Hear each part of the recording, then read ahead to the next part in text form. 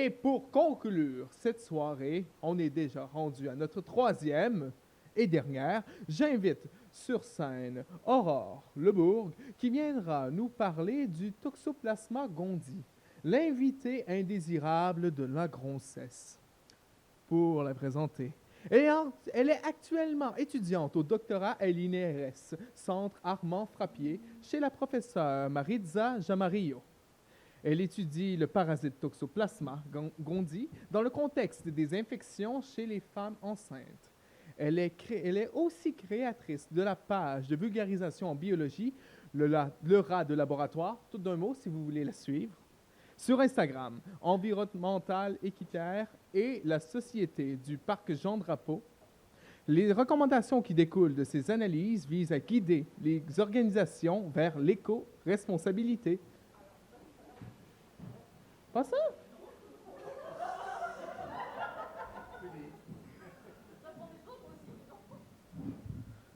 Je vais refaire une présentation après. Aurore!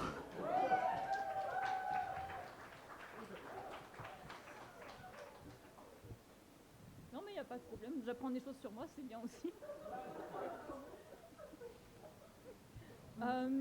Bonjour tout le monde. Ah, là, c'est un peu mieux? Super. Bonsoir tout le monde. Donc, on va finir avec moi. Comme vous voyez dans ma présentation, moi, je vais parler de Toxoplasma gondii et de grossesse. Donc, tout le monde sait ce que c'est qu'une grossesse. Peut-être que certaines d'entre vous, vous l'avez vécu, vous avez vos proches. Ou alors pour d'autres, pendant les repas de famille, vous êtes encore à la question quand c'est que tu vas avoir ton premier enfant. Mais moi, ce qui va m'intéresser, c'est Toxoplasma gondii. Et je vais faire comme pour la première présentation, juste à main levée. Qui a déjà entendu parler de Toxoplasma gondii ou de toxoplasmose? Ah, il y a quand même plus de mains que je pensais. Donc, il y en a quand même certains qui n'en ont jamais entendu parler. Donc, Toxoplasma gondii, c'est un parasite. Donc, ça fait partie de la grande famille des microbes, donc avec les bactéries, les virus et les parasites. Et c'est assez drôle parce que quand je pose la question, personne ne sait. Pourtant, il y a 40% de la population mondiale qui est infectée. Donc, pour un parasite qui n'est pas trop connu, il y a quand même une certaine célébrité. Mais c'est surtout qu'en fonction des pays, il y a quand même une infection qui est plus ou moins importante. Donc, par exemple, au Canada, on estime qu'il y a 20% de personnes qui seraient infectées. Là encore, même au sein du pays, ça dépend des régions. Donc, il y a des régions plus ou moins touchées. C'est surtout les régions du nord, comme le Nunavut. Et comme j'ai pu le dire, donc, c'est un parasite. Donc, en fait, ça signifie que pour qu'il puisse survivre, il a besoin d'utiliser tous les nutriments et toute l'énergie qu'il peut trouver chez son hôte. Donc, c'est un peu l'équivalent de votre coloc qui vient piquer dans votre frigo. Je vois qu'il y en a qui en ont un. Mais ce qu'il y a, c'est que donc, quand il est dans notre corps, il va être, dans un premier temps, un tout petit peu faible. Parce qu'il a besoin d'énergie, il ne sait pas encore où le trouver. Et c'est surtout que notre système immunitaire, donc, qui est là pour éliminer toute forme étrangère, va essayer de le tuer, en fait. Mais ce qu'il y a, c'est que Toxoplasma gondii, il est un tout petit peu malin. Une fois qu'il est dans notre corps, il va infecter n'importe quelle cellule. Donc, que ce soit au niveau des intestins, des neurones ou au niveau de la peau. Et ce qu'il y a, c'est qu'en faisant ça, le système immunitaire ne va absolument pas le détecter, en fait. Donc, ça, c'est un peu dommage. Mais ce qu'il y a, c'est que la pauvre petite cellule qui n'a rien demandé, qui se retrouve infectée, le parasite, donc, il va utiliser tous les nutriments qui sont à l'intérieur, se multiplier.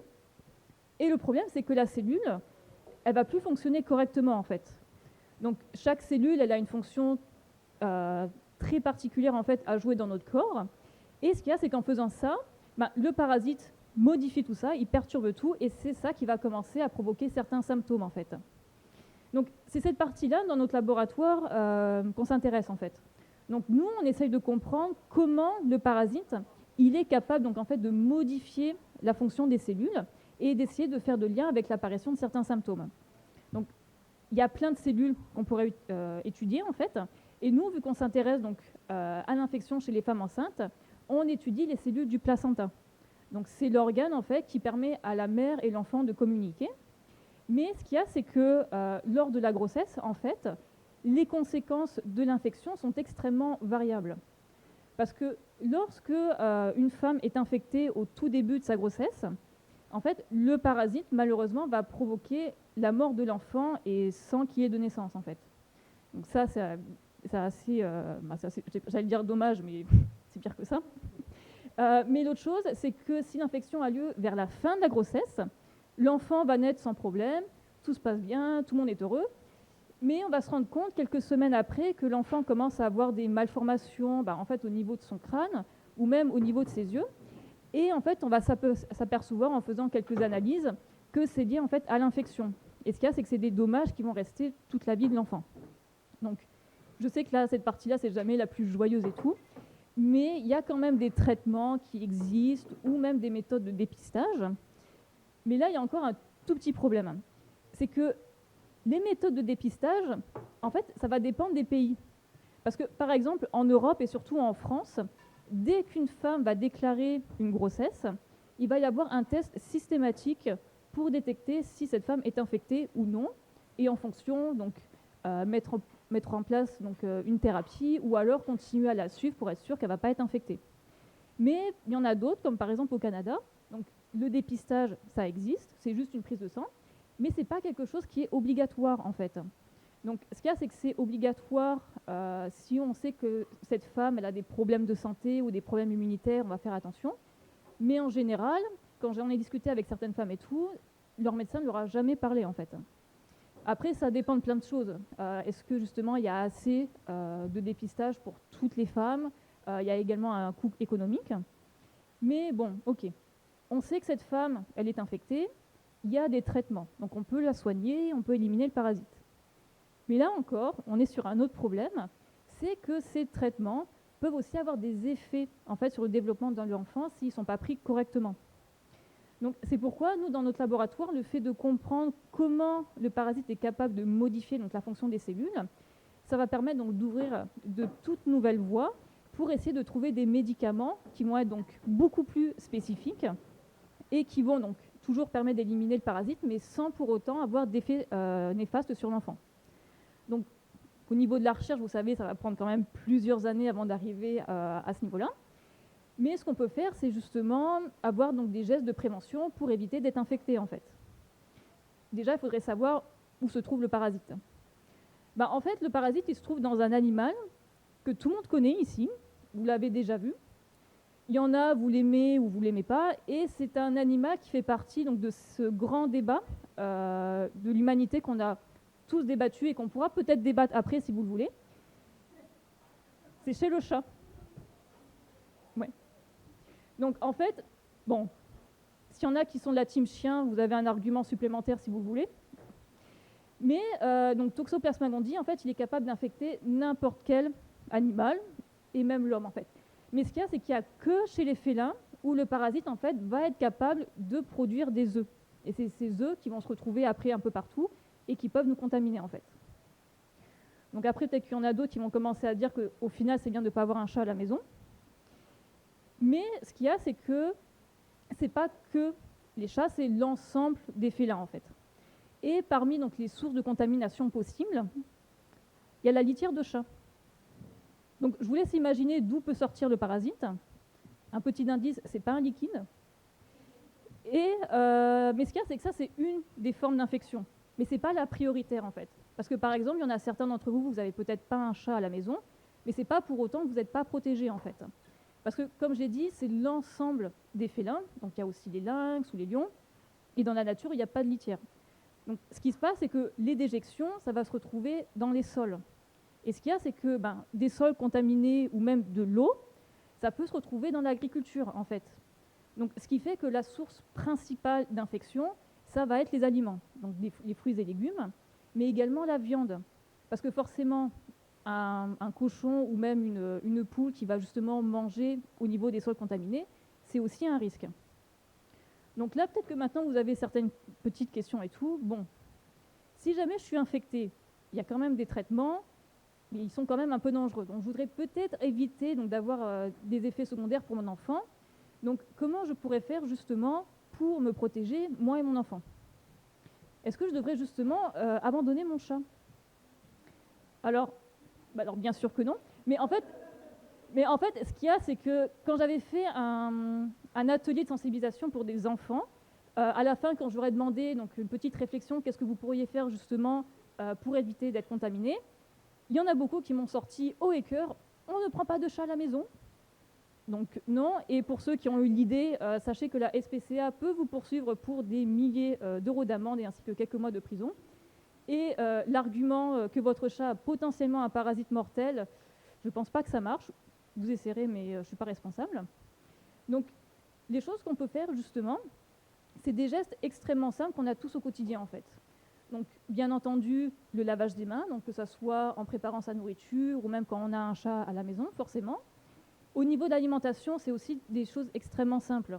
Pour les fruits et légumes, il s'agit de les laver donc, avec de l'eau, bicarbonate ou vinaigre.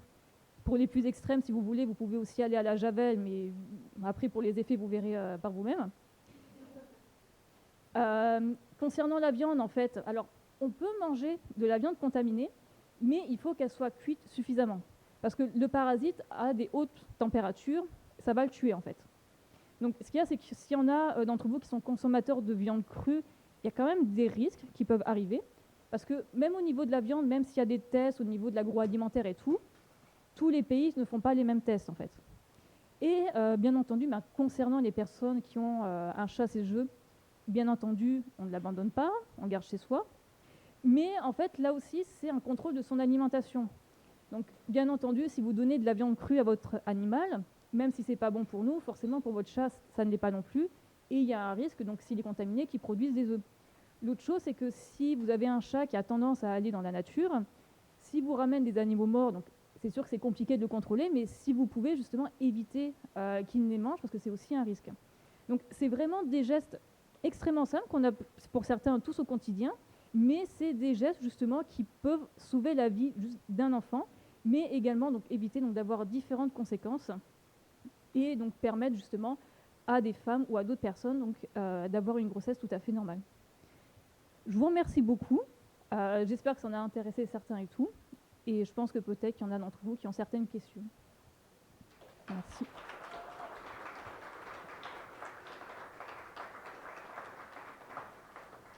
Pour une dernière fois ce soir, micro, main, question.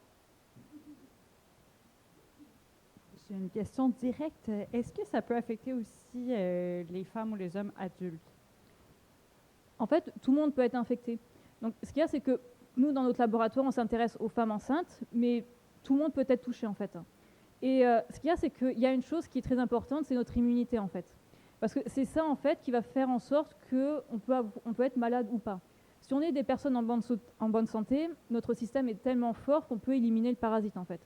Mais ce qu'il y a, c'est que si on a une immunité qui est assez faible, là, par contre, il y a un risque, justement, que le parasite provoque des dommages qui peuvent être, là, extrêmement graves, en fait.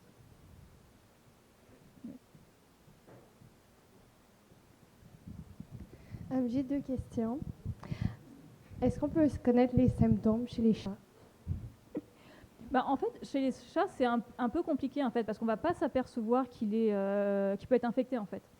Parce que même chez l'homme, au niveau des symptômes en fait, des fois c'est juste un petit rhume, ou alors c'est aucun symptôme en fait. Donc c'est très compliqué des fois de savoir si un chat ou une personne est infectée, parce que ça passe totalement inaperçu en fait.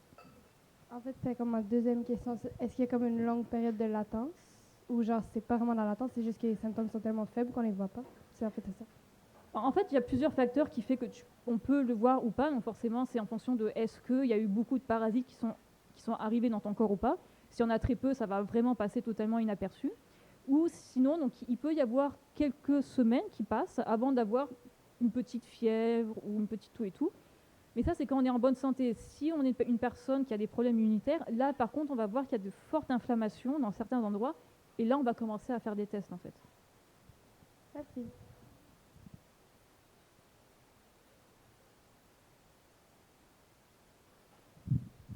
Merci pour la présentation.